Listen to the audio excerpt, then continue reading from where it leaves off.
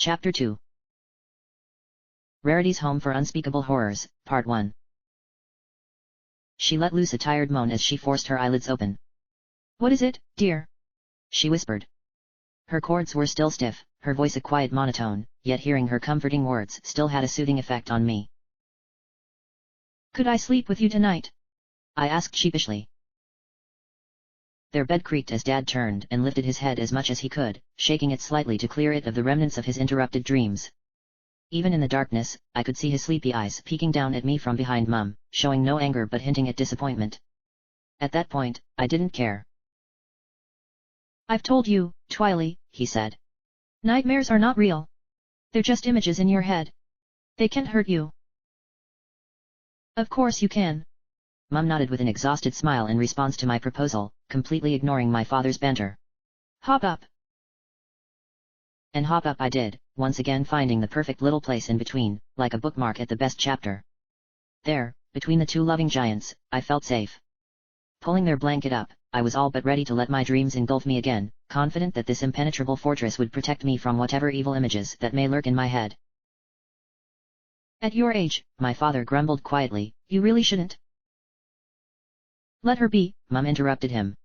"Just this once more." I could hear Dad let out a lengthy sigh. Soon afterwards, a soft thud signaled his hazy head dropping back onto the pillow. "Sleep well, Twilight," he whispered.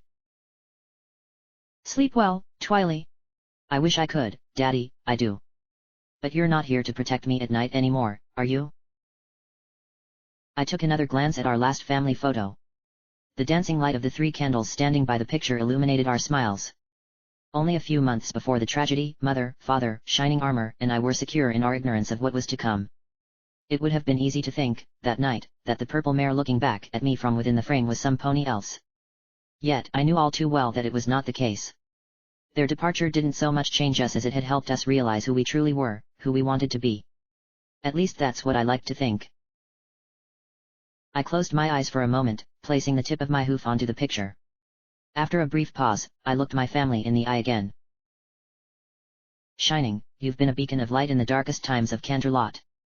And Twilight, you're not afraid of the dark anymore. Quite the contrary, in fact.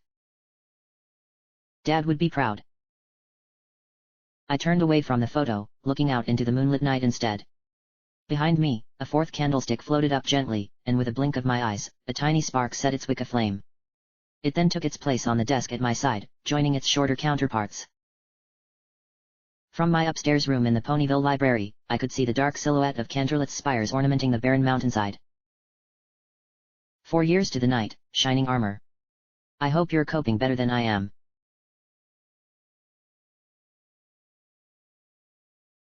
My eyes shut. My horn prickled. Around me, a barrier of blurred multicolor world, keeping Spike at a respectable distance. The gentle whipping of the many pages twirling was music to my ears. I took a deep breath. My eyes burst open, and the whirlwind of books came to a stop in an instant, each one suspended motionlessly mid-air in a perfect circle. Less than a step's distance before my nose, the exact book I was looking for floated. I couldn't help but make a satisfied smile. Admittedly, I was having a little more fun with this than I should have. Spike's enthusiastic clapping also did little to hinder my climbing self-esteem. "That was amazing," he said. "Oh, it's nothing," I said. "With all the practice I have, it's natural I'd get it right." "What book did you need this time, again?" he asked. I took my book of choice up into my hooves, blowing off what little dust still remained on its cover. All the other books around me began a new flight around the room, dodging one another as they floated back onto their shelves. "Rarity asked me to bring this to her," I said, turning the old book towards my draconic assistant. The washed-out deep blue of its cover was complemented by the equally faded yet still marvelous golden lettering of its title, Standing Upright, the curious fashion of the late classical era. Spike blinked at the title. "What's this even about?" "Exactly what it says," I said, opening the book for myself. I flicked through its yellowish pages, skimming through the many illustrations and descriptions of unusual dresses. "I've never read this myself, but with some pony who knows more about the subject than I do, I bet it's going to be a fascinating read. Spending an entire morning researching old fashion from a dusty old book. Only you would find that fun." He paused for a moment, rubbing his chin, pondering. Although, you are going to be with Rarity. It's been a long time since I've done anything like this. On cue, the innocent brown saddlebag that I use for my daytime activities hopped over to me from the corner of the room.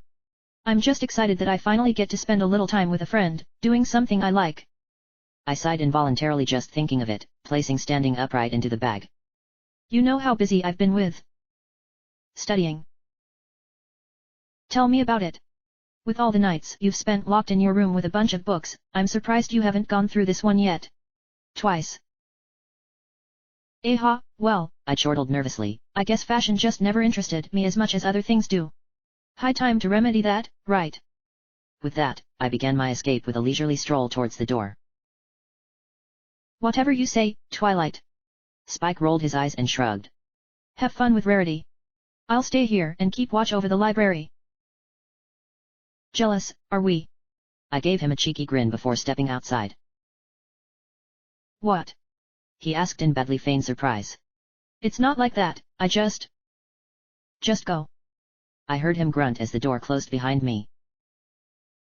I skipped down merrily along the roads leading to Rarity's Carousel Boutique. I was enraptured by the thought of an ordinary, quiet day, one with no vampires, no ghosts, and no demons. Just a friend, a book, and I, reading and thinking together.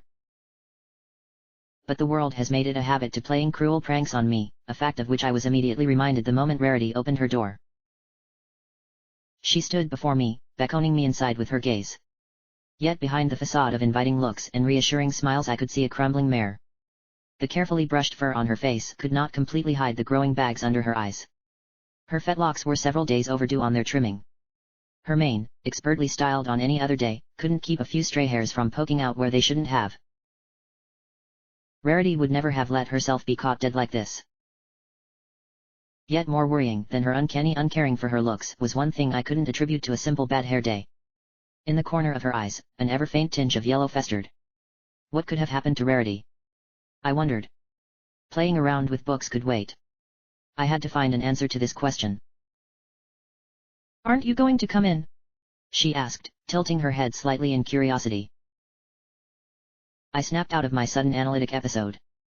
Oh, of course, I said, stepping inside. The book is in the bag, I take it? She asked, her voice as soft as ever. Oh, do have a seat? She pointed towards a small table to my left. Why, yes. I nodded. The library's only copy of Standing Upright. I sat down and put my saddlebag on the ground. It's the one you needed, right? I posed the question nervously. Well, you tell me, Twilight. Is it? She smiled playfully. Do excuse me for a moment, dear. It seems I've forgotten to bring out the tea. Let me just remedy that, won't be long. With that, she turned around and set out for the kitchen. Her attitude was eerily theatrical. Such a warm welcome. I couldn't tell whether it was really an act, or just Rarity being herself. She either didn't realize the condition she was in, or she hoped that I wouldn't. Or, perhaps, she simply didn't care, in which case, something was definitely wrong. Her leaving gave me an opportunity to look around. The main room of the shop was wide and brightly lit, the light rushing in from the window just above the table before me played a beautiful symphony of color with the dark violet of the walls and the light pinks of the many curtains inside. There was a dressing room, and displays for various types of clothes.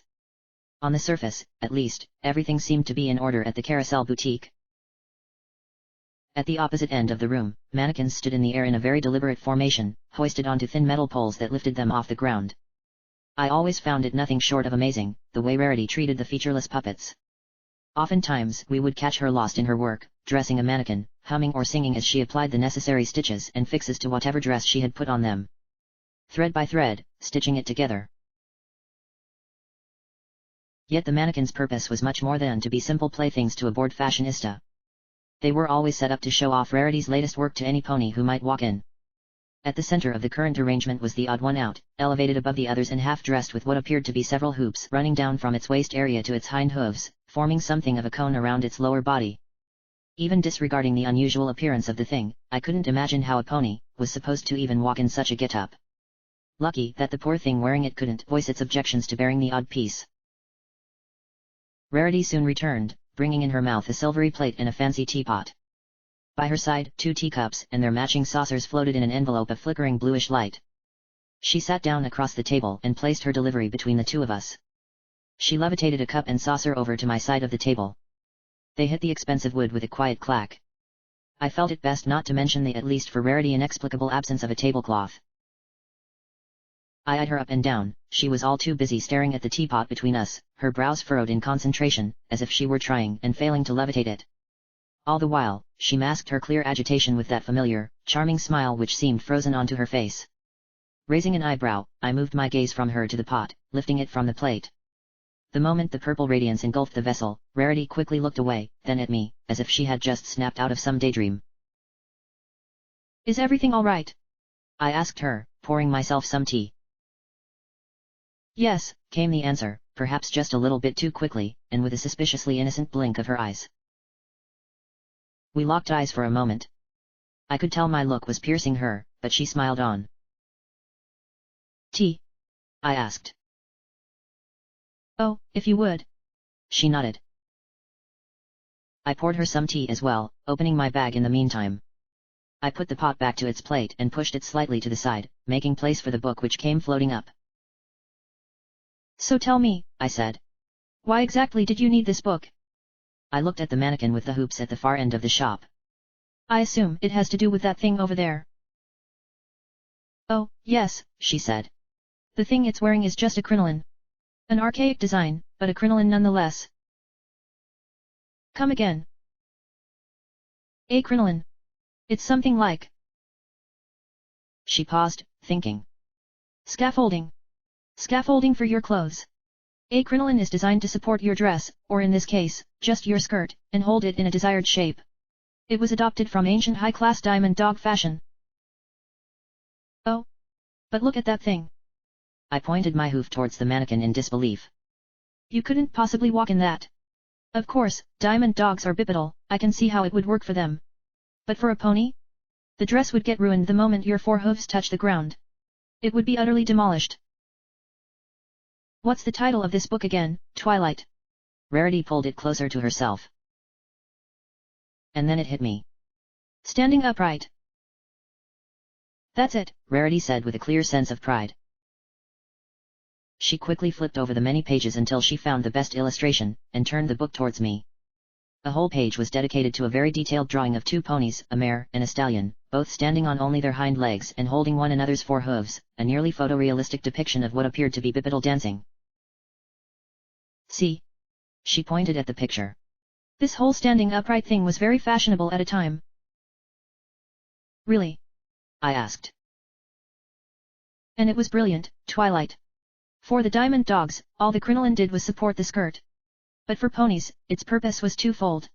It didn't just serve to hold your dress in shape, but, along with the then popular corsets, it even actually helped you stay upright. How painfully resourceful, I remarked. The crinoline would have to be made of some very sturdy material, though, no? One that's relatively lightweight as well. You're entirely correct, Twilight. It's actually... She looked at the mannequin for a moment, then she turned back towards me. Actually, you don't want to know. I raised an eyebrow at the ominous answer, but ultimately let the question forming at the tip of my tongue go. I wouldn't want to pressure her. Not for the time being, at any rate. As such, I opted for what I thought would be a much simpler question. And what about the stallion? I asked. He's not wearing a corset or a crinoline. How is he standing like that? The stallions needed serious strength in their backs to stay up like that. They would also often actually lean on the mare, as you can see here, putting her strength, as well as the crinolines, to the test. She exhaled, rolling her eyes. The craze was as intense as it was short-lived. Can't imagine why, I snarked. But why do you need this book? Why are you making such a dress?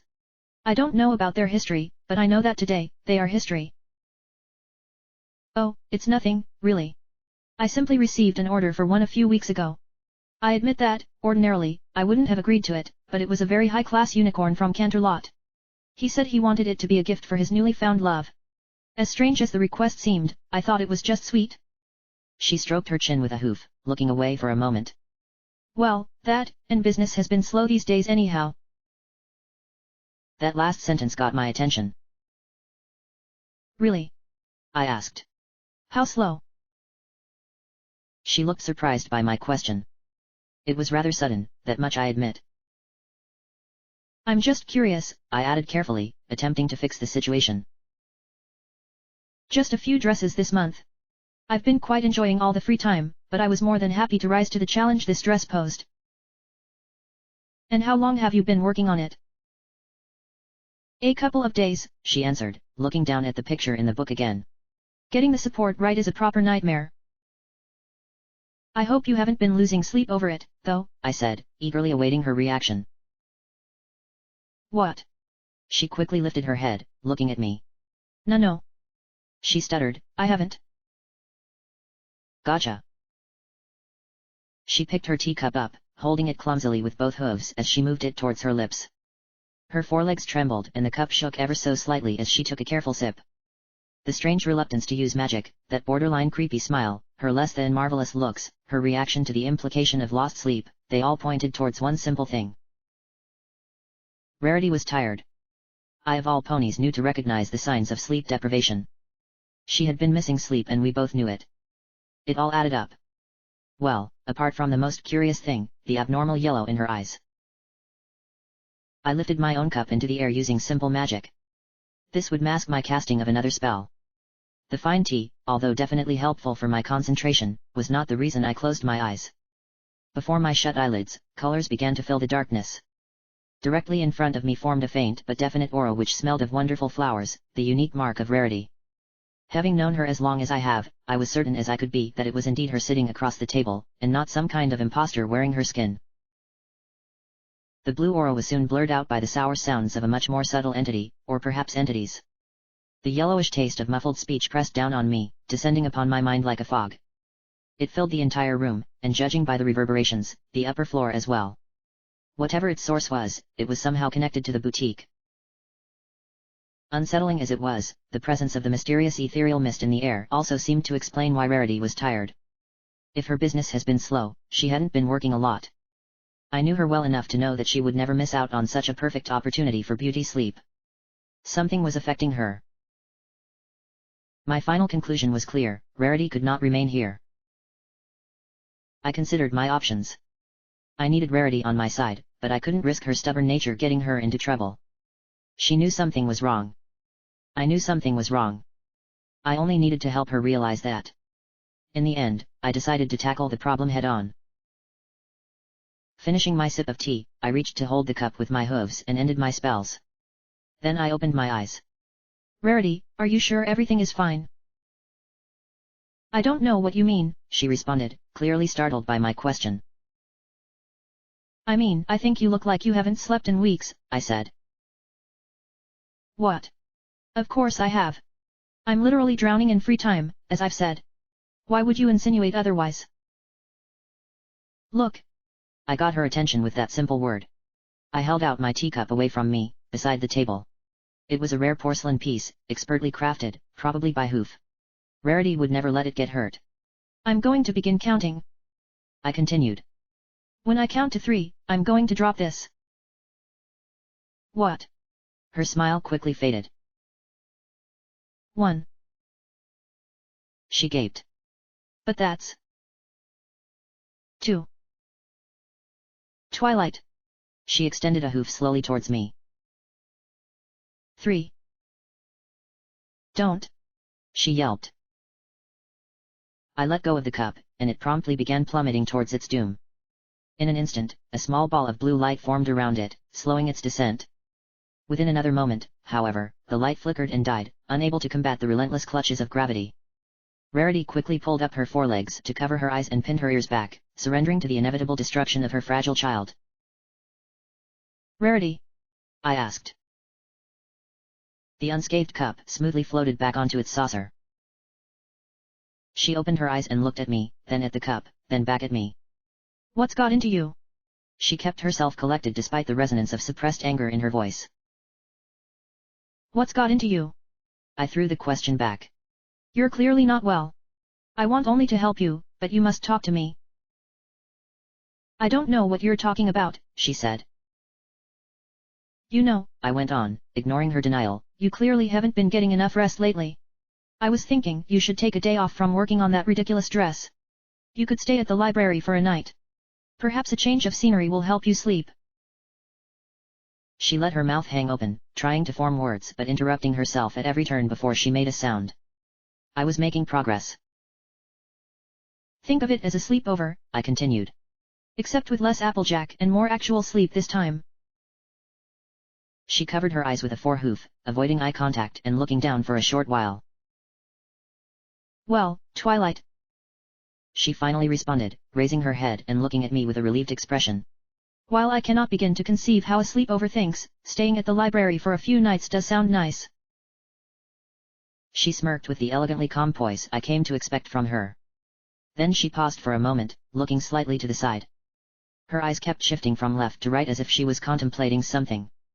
After a few seconds, she looked me in the eye once again. I need to get out of here.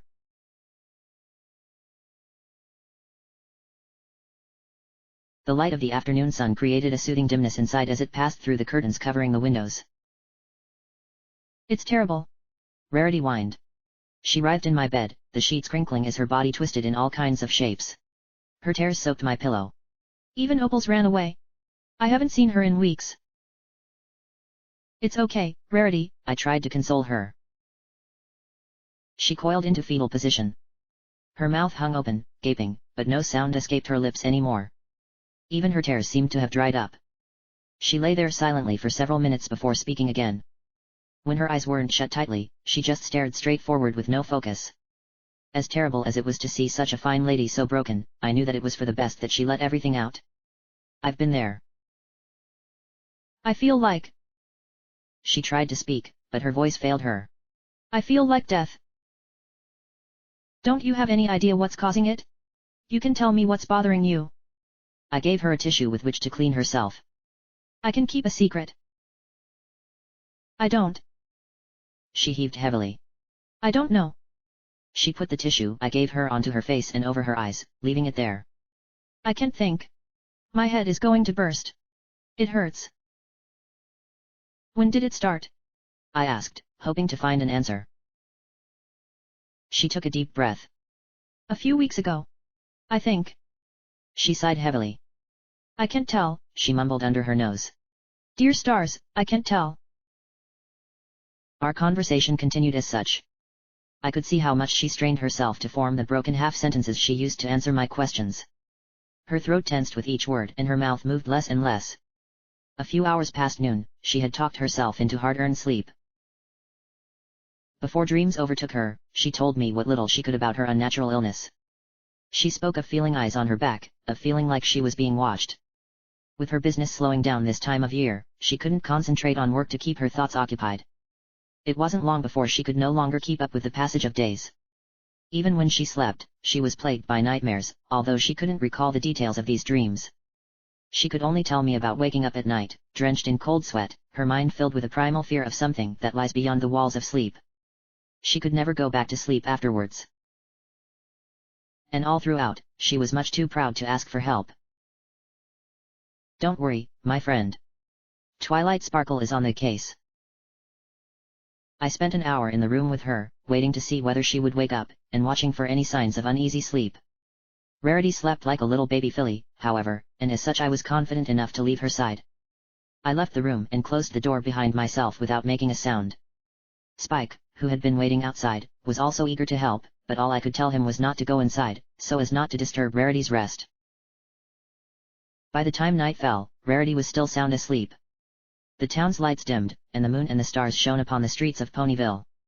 Spike went to sleep downstairs, and I decided to follow his example. Well, until he actually fell asleep, anyway. When I was certain that Spike was no longer awake, I got up and silently left the library. I was already making my way towards the lonely carousel boutique by the time I began doubting myself. Perhaps leaving Rarity alone in my room wasn't a keen idea. I wasn't afraid that whatever caused her to lose sleep would find her, I was much more concerned that she would find a certain black bag with several sharp objects within. Explaining the crossbow itself, I could see. But the silver-tipped bolts? That'd take some thinking. I soon dismissed such nonsense, though. My bag was hidden well enough, a sick and tired unicorn would not find it in the middle of the night. Arriving at Rarity's shop, I took a look around the dark streets. The town was, expectedly, deserted at this hour. Yet I couldn't shake the uneasiness I felt as I peeked inside through a window. Although the boutique seemed peaceful and empty, I knew I'd have to be careful once inside. There was no telling what I would find. I tried the front door, and found it promptly locked. Clever girl. Still, if a simple lock could stop me, I wouldn't be working for night shift, now would I? A touch of my horn, a few simple incantations, and just a little bit of blunt force applied to the right spot, and voila! The door slowly creaked open, allowing me inside. I paid special attention not to shut it completely once I walked in. I knew this would be my primary escape route, should my little adventure go sideways. I looked around cautiously. The shop was just like we had left it. Still, the otherwise warm colors seemed much less welcoming now, lit by what little moonlight found its way inside. In fact, the room itself felt much colder than I'd have expected. Apart from that, however, everything seemed to be as it should be. I contemplated lighting a glowing spell to guide my way through the darkness. I ultimately decided against it, though. I was hoping that whatever it was that I had set out to find was yet unaware of my presence. Or, better yet, still clueless about the absence of Rarity. Thus, I began my exploration of the abandoned boutique. On one side, the table by which we talked stood at the window. At the far end, the mannequins, still dressed up, posed in the air on the poles that held them up. I took careful peeks inside the dressing booths and checked every corner. In the kitchen, I opened every last cupboard. The bottom floor seemed clear. Seemed was the operative word. As I sat down in a cold corner of the empty main room, I couldn't help but feel on edge. Only when the wall pressed against my back could I shake the feeling of something eyeing me from behind. I don't scare easily, not after everything I had seen. I knew not whether this was my deadened nerves catching up with me, or if I was being affected by the same thing that drove Rarity to insomnia. As I sat there, pondering, I suddenly began to hear a strange noise. I looked around, but all I saw was the empty room, completely still as it basked in white moonlight. I couldn't put my hoof on it. Only then did I realize that the sound I was hearing was, in fact, that of my teeth chattering. I couldn't help but smirk at the discovery. Well played, I thought. Well played indeed. Certain that I had been discovered, I closed my eyes and cast the sensing spell I had used earlier that day. What was previously a faint mist or fog was now an all-engulfing sick yellow that flooded the room. It left an uncanny taste in my mouth. During the day, all I could sense was quiet, muffled speech, almost completely lost in the background noise of magical currents that seethed in the airs of Equestria. Now, it was very definite, something like the noise of a stream trickling softly at your side. Except this stream's bed was not filled with water, but the never-ending murmurs of ponies crying in the distance. Most peculiar of all, it was flowing up the stairs. As I opened my eyes and began my way upstairs, my mind was as clear as could be, set on my goal and purpose. My body, on the other hoof, seemed not to be in agreement. As I laid my first hoof onto the first step of the staircase, I gulped involuntarily. My legs cared not for my confidence, they shook as they flew through the air between my steps, and my hoofs shuddered every time they reached the floor. The stairs creaked as I ascended, almost as if they were trying to scare me themselves. Apart from that cheeky bit of spookiness, however, I found no difficulty in going up. Once I was on the upper floor, I entered Rarity's bedroom. Before you ask, yes. I did feel a bit guilty. Seeing as how she was spending the night in my bed right at that moment, though, I figured it's only fair. I created a small globe of light to follow above me as I rummaged through the room. It wasn't just plain untidy, but outright messy. Be it Rarity's trademark organized chaos or a result of countless nights spent awake, it made my job difficult just the same. I tried not to move too many things as I stepped over all the different fabrics, books, and other gadgets lying on the ground. I evaded needles, scissors, and even another mannequin. At the far end of the room was Rarity's bed, set with all the beautiful sheets and covers she owned, but in complete shambles. It had probably been made weeks ago, then left like that all until now. The sheets were messy, even torn in places, and the pillows were scattered around the room. Some pony had spent an awful lot of time wriggling around in this bed, and not in the fun way. Still, apart from more signs confirming what I already knew, there was nothing of value to be found inside. As I sent the orb of magical light into her closet, I half expected the boogymare herself to come screaming out. Alas, even that didn't happen. And wouldn't you know it right then, precisely on cue, I heard the door slamming behind me. By the time I turned around, the room was still again. Swiftly hopping over the mess on the floor, I put an ear to the closed door. I heard nothing. That was the worst, as the stairs had creaked when I walked up. Why then, I wondered, do I hear no noise now? I should have brought my blades. My crossbow. I should have risked it, going into my room to fetch them. Me and my common courtesy, not wanting to wake Rarity up. Deep breath. You know what you're doing. I took a few steps back, not taking my eyes off the door. When I was at a respectable distance, I readied a pulling spell, wrapping a purple glow around the doorknob, shining the white glow of the orb on it. I stood there, in complete silence, listening for a sound that wouldn't come. I threw the door open with a bang. And behind it I found nothing. The hallway was empty. The stairs were quiet. I could almost hear my blood freeze in my veins.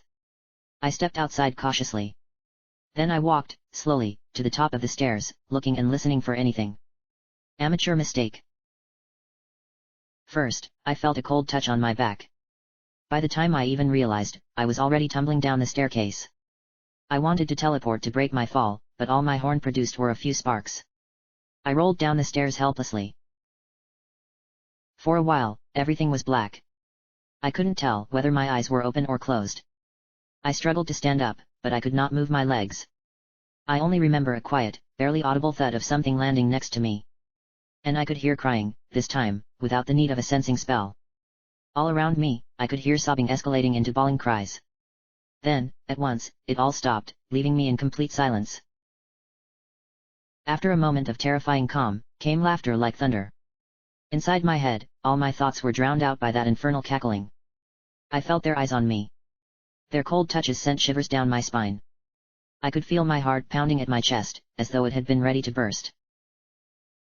In that moment, I almost wished it actually had. Nightmares, Nightmares, Part 2.